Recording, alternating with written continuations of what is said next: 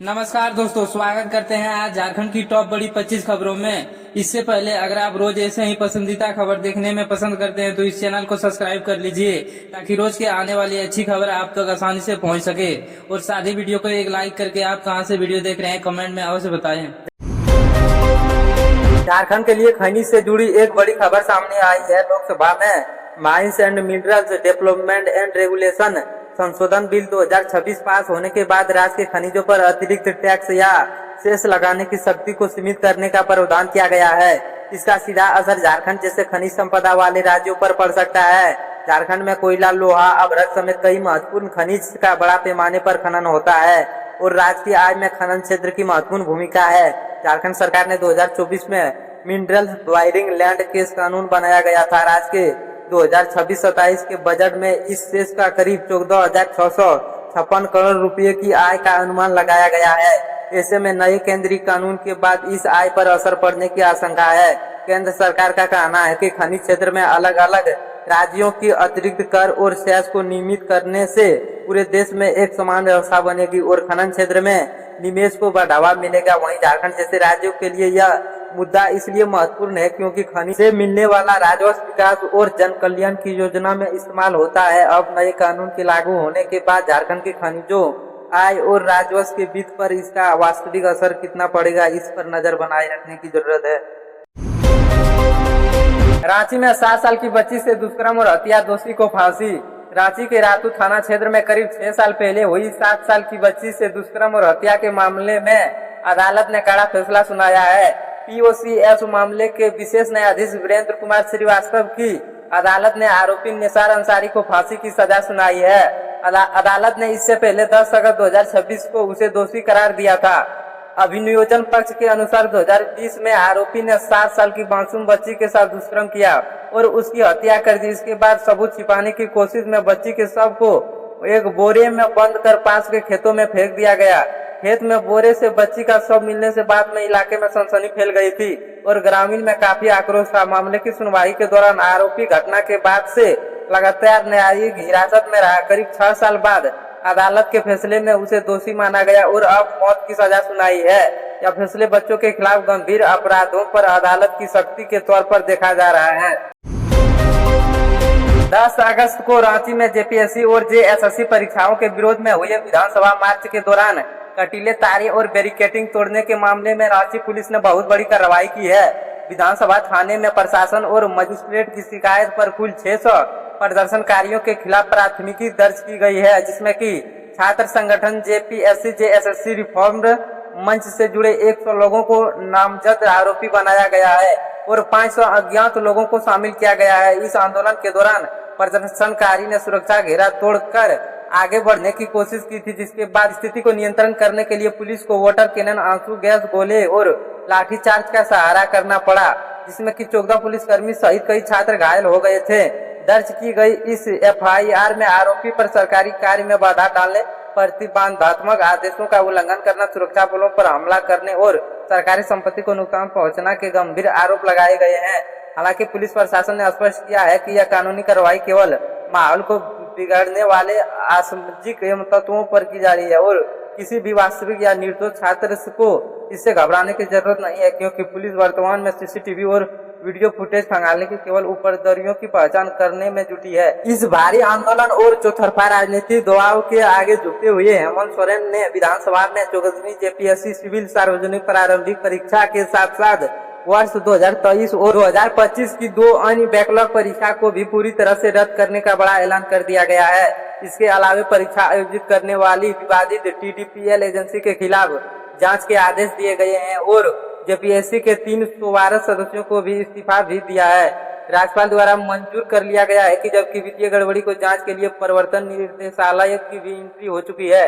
इन फैसलों के बावजूद आंदोलनकारी छात्र संगठन पूरी तरह संतुष्ट नहीं है और वे जेएसएससी सिविल परीक्षा को भी रद्द करने के तथा पूरे भर्ती घोटाले की सीबीआई जांच कराने की अपनी मुख्य मांग पर अड़े हुए हैं।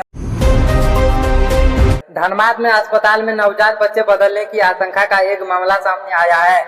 बलियारपुर के रहने वाले एक व्यक्ति ने जिला प्रशासन के जनता दरबार में शिकायत देकर पूरे मामले की जांच करने की मांग की है।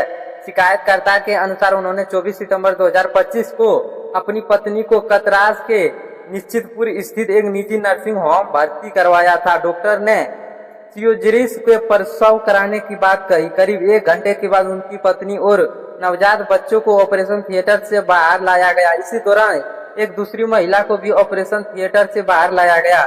इसी परिस्थिति को लेकर के परिवार को आशंका हुई है कि कहीं उनके नवजात बच्चे की अदला बदली तो नहीं हो गई। परिवार ने अस्पताल के डॉक्टर और कर्मचारियों पर सीधा आरोप लगाने के बजाय मामले की सच्चाई सामने लाने के लिए बच्चों का डीएनए टेस्ट कराने की मांग की है। परिवार का कहना है कि डीएनए जांच से यह स्पष्ट हो सकता है कि नवजात बच्चे जैविक रूप से उन्हीं माता पिता का है या नहीं। शिकायत मिलने के बाद प्रशासन की ओर से कार्रवाई का आश्वासन दिया गया है। फिलहाल बच्चे बदलने जाने की बात से साबित नहीं हुई है और अंतिम सच्चाई जांच तथा डीएनए रिपोर्ट के बाद ही सामने आएगी। झारखंड के मुख्यमंत्री हेमंत सोरेन ने उग्रवादी मुठभेड़ में शहीद हुए पुलिसकर्मियों के परिवारों को एक विशेष कार्यक्रम के दौरान 1 करोड़ 10 लाख की अनुग्रह राशि सौंपी है। यह वित्तीय सहायता भारतीय स्टेट बैंक SBI के पुलिस सैलरी के पैकेज के अंतर्गत प्रदान की गई है, जो राज्य की सैलरी के पैकेज के अंतर्गत प्रदान की गई है, जो कि ये राज्य का सरकार द्वारा दिए जाने वाले समान मुआवजे के अतिरिक्त है। इस पहल का मुख्य उद्देश्य संकट की इस घड़ी में शहीदों के आश्रितों को तुरंत आर्थिक संबल प्रदान करना ताकि उनका भविष्य सुरक्षित रह सके। वित्तीय सहायता के साथ साथ मुख्यमंत्री ने शहीदों के बच्चों के लिए मुफ्त और गुणवत्तापूर्ण शिक्षा की भी घोषणा की है। सरकार ने शहीदों के बच्चों की पढ़ाई लिखाई का पूरा खर्च उठाने का निर्णय लिया है और इसके लिए रांची में एक विशेष आवासीय विद्यालय स्थापित करने की योजना बनाई जा रही है। साथ ही प्रभावित परिवारों को हर संभव मदद का भरोसा देते हुए राज्य सरकार की नीति के तहत योग्य आश्रितों को अनुकंपा के आधार पर सरकारी नौकरी और नियमित पेंशन की सुविधा भी सुनिश्चित की गई है। सरकार ने स्पष्ट किया है कि देश की रक्षा में सर्वोच्च बलिदान देने वाले जवानों को परिवार की जिम्मेदारी उठाना राज्य की कर्तव्य है। दुमका के सिद्धू कान्हू एयरपोर्ट पर झारखंड फ्लाइंग इंस्टीट्यूट के जरिए युवाओं के लिए कमर्शियल पायलट बनाने का रास्ता खुल गया है। संस्थान का उद्घाटन नवंबर 2025 में मुख्यमंत्री हेमंत सोरेन ने किया था।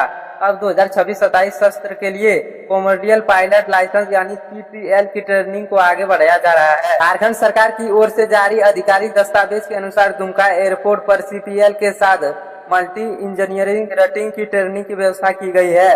2026 में दाखिले के लिए चयन प्रक्रिया और अलग अलग चरणों में परिणाम भी जारी किए जा चुके हैं। इसके साथ ही संस्थान अब पायलट प्रशिक्षण को नियमित रूप से आगे बढ़ाने की दिशा में काम कर रहा है। इस संस्थान की सबसे बड़ी खासियत यह है कि झारखंड के युवाओं को पायलट ट्रेनिंग के लिए दूसरे राज्य में जाने की जरूरत कम होगी। पहले चरण में करीब 30 युवाओं को प्रशिक्षण देने की योजना बताई गई थी और कुछ विद्यार्थियों की ट्रेनिंग का खर्च सरकार की ओर से उठाने की व्यवस्था भी की गई है। दुमका में यह संस्थान शुरू होने से संथाल परगना समेत पूरे झारखंड के युवाओं के लिए विमान क्षेत्र में रोजगार की करियर के नए अवसर पैदा होने की संभावना है।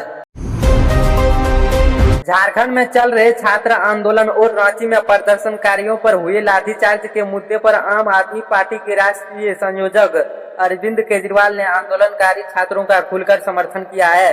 उन्होंने रांची विधानसभा मार्च के दौरान छात्रों पर पुलिस द्वारा किए गए बल प्रयोग, लाठीचार्ज और आंसू गैस के गोले की सख्त शब्दों में निंदा की है।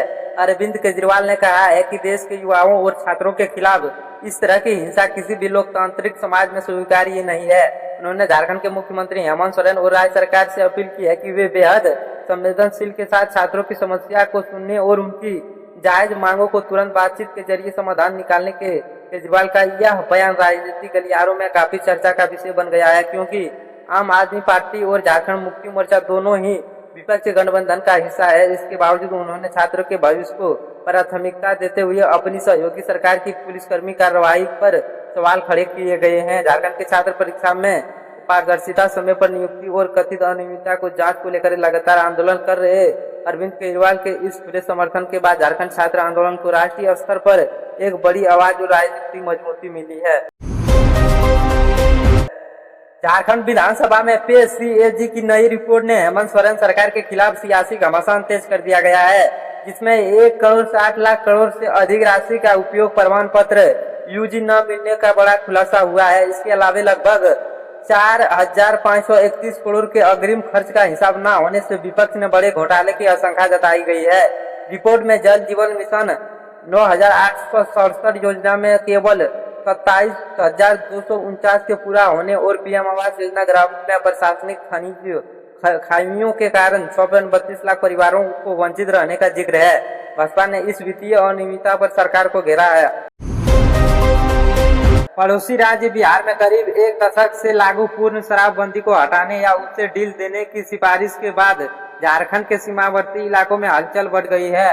प्रतिष्ठित आर्थिक शोध संस्थान national council of applied economic research NCER की एक नई रिपोर्ट में बिहार में नियंत्रित तरीके से शराब की बिक्री फिर से शुरू करने की सुझाव दिया गया है। इस रिपोर्ट में तर्क दिया गया है कि शराबबंदी के कारण बिहार की भारी राजस्व का नुकसान हो रहा है और अवैध शराब तथा तस्करी का बाजार तेजी से बढ़ रहा है। इस नई बहस के बीच झारखंड सीमावर्ती जिलों जैसे चतरा, हजारीबाग, कोडरमा, गिरिडीह, देवघर, दुमका की पुलिस और उत्पाद विभाग पूरी तरह से अलर्ट मोड पर आ गया है। दरअसल बिहार में शराबबंदी के कारण झारखंड इस सीमावर्ती इलाकों में बड़े पैमाने पर शराब की तस्करी की शिकायत आती रही है। अब यदि बिहार सरकार इस नीति पर कोई नया फैसला लेती है तो इसका सीधा असर झारखंड के राज्य और कानून व्यवस्था पर पड़ेगा। झारखंड पुलिस और अवैध शराब और अंतर्राज्यीय सीमा पर पैनी नजर रखी जा रही है ताकि किसी भी तरह की तस्करी रोका जा सके।